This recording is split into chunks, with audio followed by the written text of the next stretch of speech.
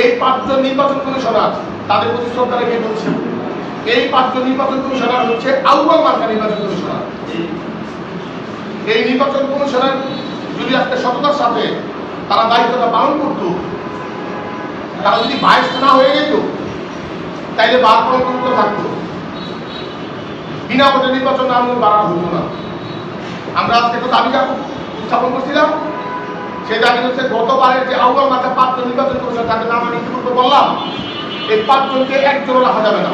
Even ওই 5 জনের দৃষ্টি আকর্ষণ করে বলছি, হাত জোর করে বলছি, যেহেতু আপনারা সততার পরিচয় দিতে ব্যর্থ হয়েছেন, আপনারা আল্লাহর হস্তে আপনারা নির্বাচন কমিশনার হয়ে না, আপনাদের আমরা মানি না।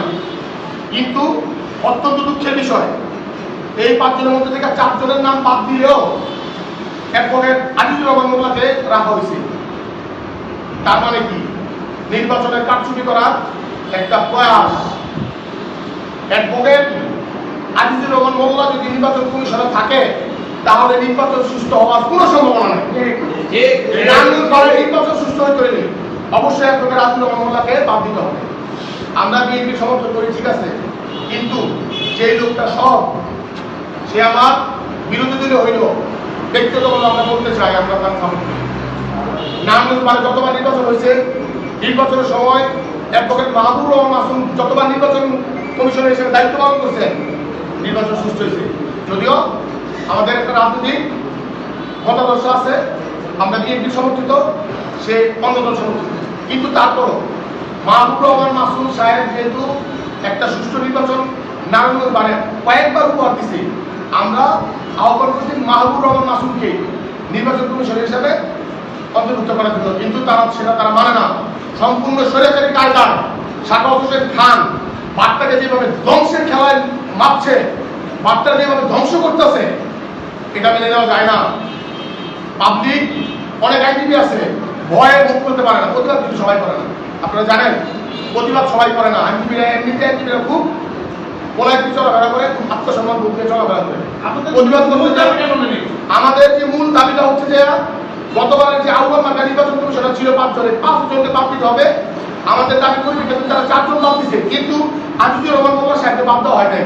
আমরা অবিলম্বে আমাদের স্বাগতের কাছে দাবি থাকবে, আজিজুর রহমান মোল্লাকে বাদ দিতে হবে, অ্যাডভোকেট মাহবুবুর রহমান মাসুমকে বাদ দিতে হবে, আমরা আরেকজন দিয়ে একটা অ্যাডভোকেট মাহবুবুর রহমান মাসুমকে রাখতে হবে, এবং আমরা আরেকজনের নাম প্রস্তাব করছিলাম, আমাদের আনিসুর রহমান মোল্লা। আপনারা সাংবাদিক ভাইরা উপস্থিত আছেন, আপনারা একটু প্লিজ মেহরবানি করে আপনার খবর নেন, বুঝ নেন। আনিসুর রহমান মোল্লা সম্পর্কে অত্যন্ত সম্পৃক্ত, তার মতো মানুষ নির্বাচন কমিশনার গেলে নাম নির্বাচন সুষ্ঠু হবে, এই আশাবাদ আমাদের আছে, এই বিশ্বাস তার মধ্যে আমাদের আছে। তাদের এই আনিসুর রহমান মোল্লাকে নির্বাচন কমিশন হিসেবে অন্তর্ভুক্ত করা হবে, করতে হবে। আমরা চাই নারায়ণগঞ্জ বারে গণতন্ত্র ফিরে আসুক। গতবার মনোনয়ন বাণিজ্য করে, সিলেকশন বাণিজ্য করে, আমরা প্রতিবাদ করাতে আমাদের লাঞ্ছিত করে, বারের দোতলার মধ্যে চিমনি করে আমাদেরকে মারধর করা হয়েছে। আমাদের এক ভাইকে রক্তাক্ত যখন করেছে চরমভাবে, এটা আসলে বলার অপেক্ষা না। এই কষ্ট আসলে ভোলার না।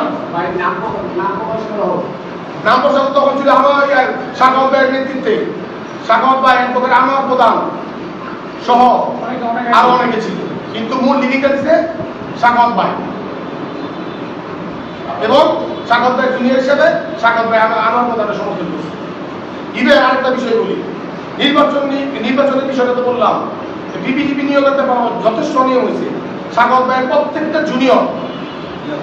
জুনিয়র যারা নিয়ে অনেক এর মধ্যে অনেকে আছে যারা নিয়ে বিএনপির সাথে সম্পৃক্ততা নাই, তাদেরকেও সাখাওয়াত ভাই স্বৈরাচারী কায়দায় তাদেরকেও টিভি হিসাবে নিয়োগ করছে। চরম একটা বাণিজ্য নারায়ণগঞ্জে হয়ে গেছে, এটা আপনারা কেউ জানেন। কি যে একটা বাণিজ্য হয়েছে গত বছর নারায়ণগঞ্জ বারের নির্বাচনে, এইরকম বাণিজ্য ইতিপূর্বে হয় নাই।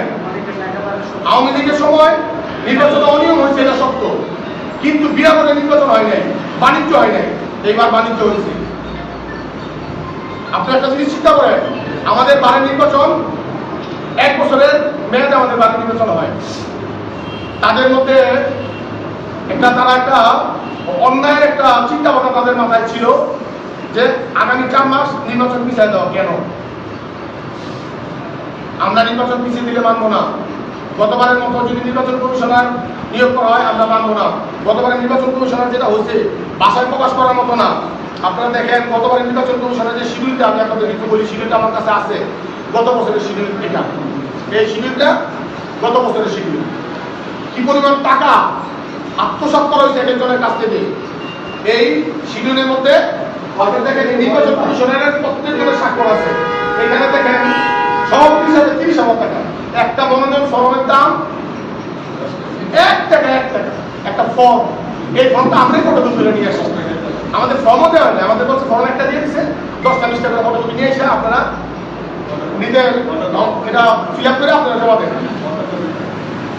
এখানে উল্লেখ করা হয়েছে সভাপতি পদের জন্য 30,000 টাকা, সিনিয়র সহসভাপতি 20,000 টাকা, সহসভাপতি 15,000 টাকা, সাধারণ সম্পাদক 25,000 টাকা, যুগ্ম সাধারণ সম্পাদক 15,000 টাকা, কোষাধ্যক্ষ 15,000 টাকা, আপ্যায়ন সম্পাদক 12,000 টাকা, লাইব্রেরি সম্পাদক 12,000 টাকা, ক্রীড়া সম্পাদক 12,000 টাকা, সাহিত্য সাংস্কৃতিক সম্পাদক 12,000 টাকা, সমাজসেবা সম্পাদক 12,000 টাকা, আইন ও মানবাধিকার সম্পাদক 12,000 টাকা।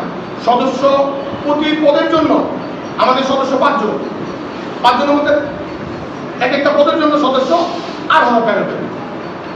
কি একটা বাণিজ্য নারায়ণগঞ্জ বারের ইতিহাসে এই নোংরামি দ্বিতীয়বার হয় নাই।